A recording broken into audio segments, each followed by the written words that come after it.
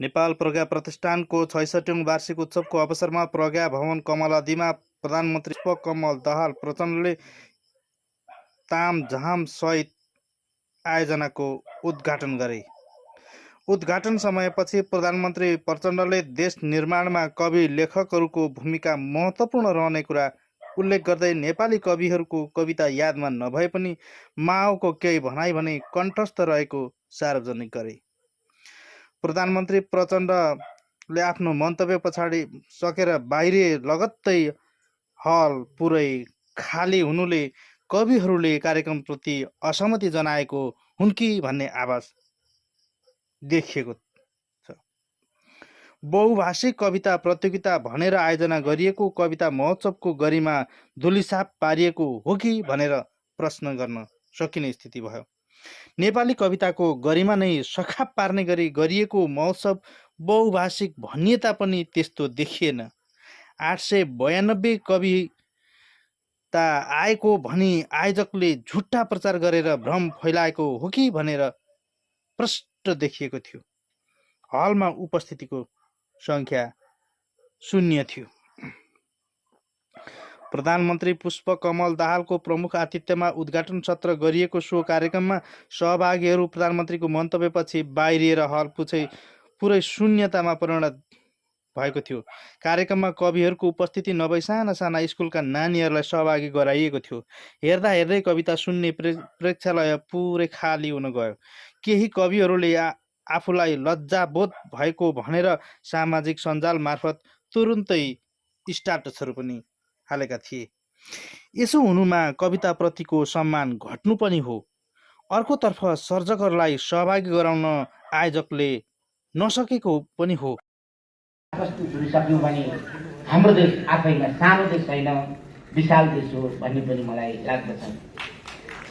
साहित्यको क्षेत्रबाट योगदान गरिदिनुहोस्। अब सुशासनको पक्षमा, भ्रष्टाचारको विरुद्धमा र समृद्धिको पक्षमा हामी जस्तो सुकै अप्ठ्यारो कठिन परिस्थितिको पनि सामना गर्न तयार छौँ। तपाईहरू प्राज्ञहरू, ज्ञानभन्दा माथि प्रज्ञान हुन्छ। साहित्यको क्षेत्रबाट समाज परिवर्तन गर्नको निम्ति हिजै पनि तपाईहरूले योगदान गर्नुभएको छ, आज पनि योगदान गर्नुपर्ने आवश्यकता छ। जहिलेसम्म समाजमा विभेद रहिरहन्छ, समाज समृद्ध हुँदैन, सम्मान हुँदैन। यस्तो खालको हाम्रो कुलपति उपकुलपतिले चाहिँ फेरि राजा महाराजाको पालादेखि यसको प्रमुख संरक्षकता आएर सुनिदिने हेरिदिने गरेकै छ। हाम्रो शिर उभाइदिनुको निम्ति, हामीले बाल्न खोजेको दियोमा अलिकति तेल थपिदिनुको निम्ति, ऊर्जा प्रदान गर्नुको निम्ति सम्माननीय प्रधानमन्त्री आउनै पर्छ उहाँले भन्नुभएपछि मैले फेरि आज फोन गरेँ र मैले यही कुरा उहाँलाई जाहेर गरेँ। उहाँले खासमा चाहिँ हामीलाई अपहेला नगरेर हामीप्रति विश्वास गरेर हो।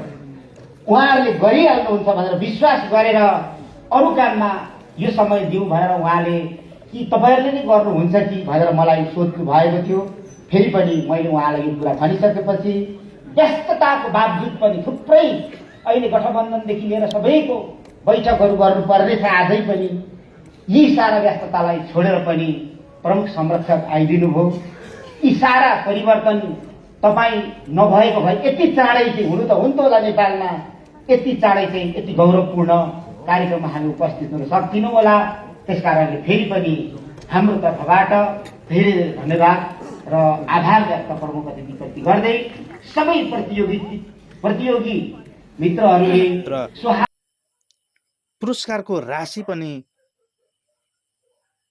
घटाउँदै प्रथम हुने परम्पराको अन्त्य गराउनु र राम्रा सर्जकलाई नभएर हाम्रा सर्जकहरूलाई अगाडि सारिनुले पनि कविता महोत्सवको साख गिरेको भन्न सकिन्छ। नेपाल प्रज्ञा प्रतिष्ठानको 66औं वार्षिक उत्सव कार्यक्रमका अध्यक्ष तथा प्रज्ञा प्रतिष्ठानका कुलपतिज्यू, विशिष्ट अतिथिका रूपमा उपस्थित माननीय मन्त्री सुदन किरातीज्यू,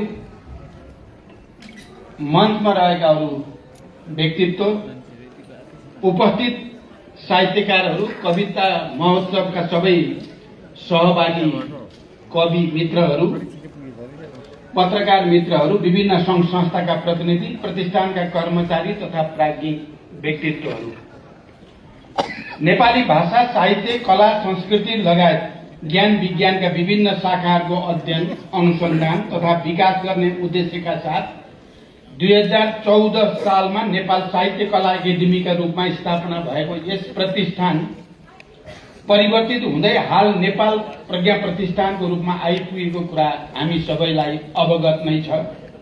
62-63 को जनक्रान्ति पश्चात साबिकको नेपाल राजकीय प्रतिष्ठानबाट ललित कला संगीत नाट्य विद्यालय छुट्टै प्रतिष्ठानका रूपमा गठन गरिएकोले नेपाल प्रज्ञा प्रतिष्ठानले भाषा, साहित्य, संस्कृति, दर्शन र सामाजिक शास्त्रका क्षेत्रमा अध्ययन, अनुसन्धान र प्रकाशनका काम गर्दै आइरहेको कुरा पनि हामी सबैलाई अवगत नै छ।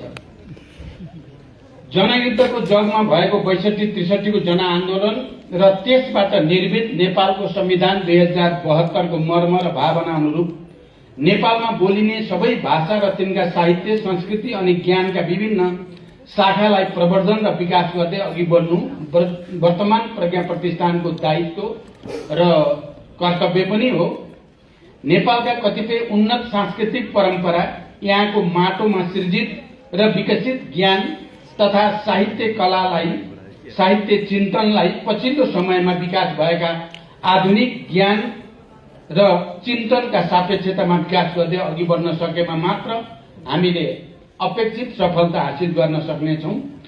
अबको सिर्जना, अबको अनुसन्धान केवल परम्परा धान्नेमा मात्र सीमित हुनु हुँदैन। यथास्थितिवादी सौन्दर्य चेतनाले मात्रै अब पुग्ने स्थिति पनि छैन।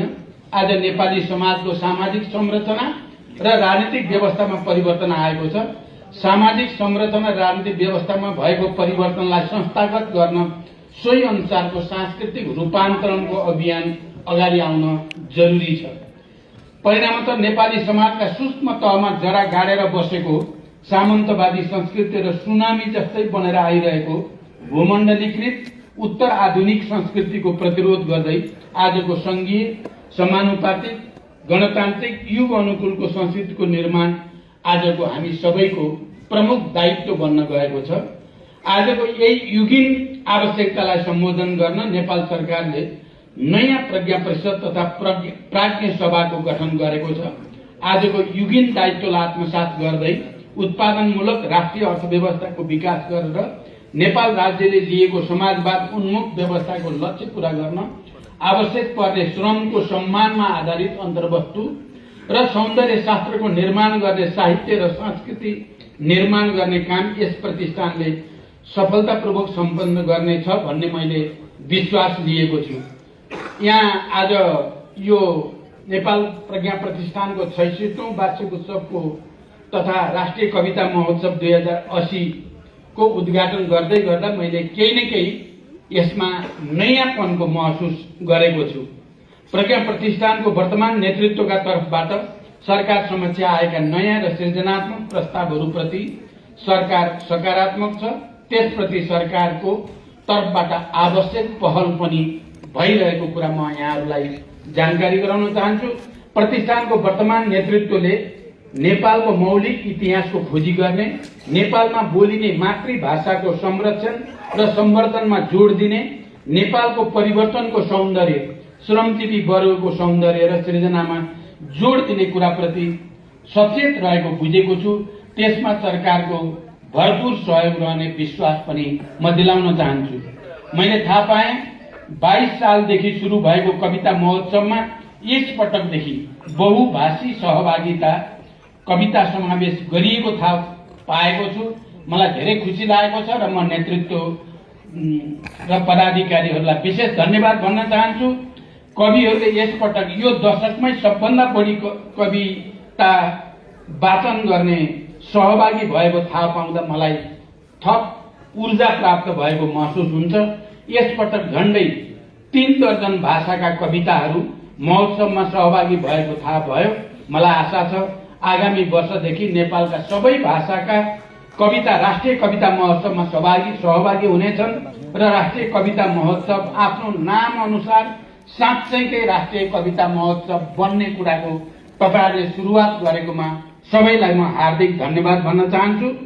मलाई यस महोत्सवमा वाचन हुने कविता सबै सुन्ने इच्छा त पक्कै पनि छ, किनकि म कविता साहित्य कलाको म पनि एउटा अनुरागी हुँ। यद्यपि मैले धेरैचोटि भन्ने गरेको छु, कमरेड लेनिनले भनेको एउटा भनाइ, मलाई साहित्यप्रति कलाप्रति तीव्र अभिरुचि त छ, तर राजनीतिको चपेटाले मलाई कहिले पनि त्यतापट्टि ध्यान केन्द्रित गरेर काम गर्ने फुर्सद दिएन। मेरो पनि स्थिति त्यस्तै नै भएको छ। तैपनि मलाई कुलपतिजीले 2टा कविता त सुनिदिन पर्यो भन्नुभएको हुनाले म 2टा कविता सुनेर मात्रै जाने विचार गरेको छु। ढोर सल्काएर न्यानोको परिभाषा पनि देलान्, तर पुर्खाले फुकेको वीरताको शङ्ख प्रेमिल ओठले छोएको बिनायो वा फुलको च्याब्रो डम्फुकै धुम धुम समानताको सबै धुनहरू समेटे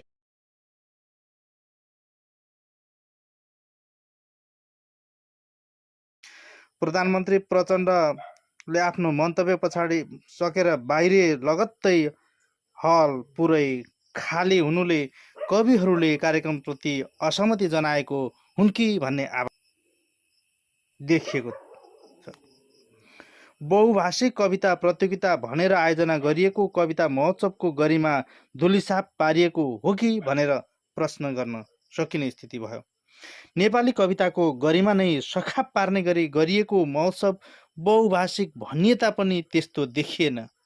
892 कविता आएको भनी आयोजकले झुट्टा प्रचार गरेर भ्रम फैलाएको हो कि भनेर प्रष्ट देखिएको थियो। हलमा उपस्थितिको सङ्ख्या 0 थियो। प्रधानमन्त्री पुष्पकमल दाहालको प्रमुख आतिथ्यमा उद्घाटन सत्र गरिएको सो कार्यक्रममा सहभागीहरू प्रधानमन्त्रीको मन्तव्यपछि बाहिरिएर हल पुरै शून्यतामा परिणत भएको थियो। कार्यक्रममा कविहरूको उपस्थिति नभई साना साना स्कुलका नानीहरूलाई सहभागी गराइएको थियो। हेर्दा हेर्दै कविता सुन्ने प्रेक्षालय पुरै खाली हुन गयो। केही कविहरूले आफूलाई लज्जाबोध भएको भनेर सामाजिक सञ्जाल मार्फत तुरुन्तै स्ट्याटसहरू पनि हालेका थिए। यसो हुनुमा कविताप्रतिको सम्मान घट्नु पनि हो। अर्कोतर्फ सर्जकहरूलाई सहभागी गराउन आयोजकले नसकेको पनि हो र पुरस्कारको राशि पनि घटाउँदै प्रथम हुने परम्पराको अन्त्य गराउनु र राम्रा सर्जकलाई नभएर हाम्रा सर्जकहरूलाई अगाडि सारिनुले पनि कविता महोत्सवको साख गिरेको हो भन्न सकिन्छ। 83 वटा मातृभाषाका कवितामा एउटा मात्र कविता छानिएको छ। बहुभाषी कविता प्रतियोगिता असफल भएको पुष्टि यसबाट पनि देखिन्छ। 3 भाषाका छनौटकर्ताले 84 भाषाका कविता कसरी मूल्याङ्कन गर्न सके अचम्मकै कुरा छ। नौटङ्किनी जस्तो पूर्वको लिम्बूले डोटेली भाषाका कविताको मापन कसरी कुन विधिशास्त्रद्वारा गरे होला त? नेपाली भाषी मूल्याङ्कनकर्ताले मगर भाषाको कविताको साख कुन विधि प्रक्रियाद्वारा गरे होला त? लज्जास्पद भएन र? मूल्याङ्कनकर्ताहरू प्रतिसारा सायमी, रमण घिमिरे, दीपक सापकोटा, ओमकार उप्रेती, प्रथा हाङ्ग्युक अज्ञात गरी 5 जना र 3 भाषी निर्णायकहरू हुनुहुन्थ्यो। निर्णायकको मापन विधिमाथि नै प्रश्न जन्मिएको छ। पूर्वको लिम्बू निर्णायकले पश्चिमको डोटेली भाषाको ड पनि बुझेको हुँदैन र बुझिहाले पनि कविताको मर्म बुझ्न न्याय गर्न सक्दैनन्। पश्चिमको डोटेली भाषी निर्णायकले पूर्वको लिम्बू भाषाको ल नि बुझेको हुँदैन भने झन् लिम्बू भाषाको कवितालाई कति न्याय कसरी कुन विधिशास्त्रद्वारा गरे होला त? प्रश्न निर्णायकमाथि नै किन नगर्ने? गर्ने। आयोजक र निर्णायकमाथि शङ्का उपशङ्का किन नगर्ने? गर्ने। आयोजकले 892 कविता आएको भनिए तापनि ती कविहरूको नावली सार्वजनिक गर्न सकेन। त्यस मध्येबाट छनौट भएका 25 कविहरूको नावली यस अघि नै आयोजकहरूले सार्वजनिक गरिसकेको थियो।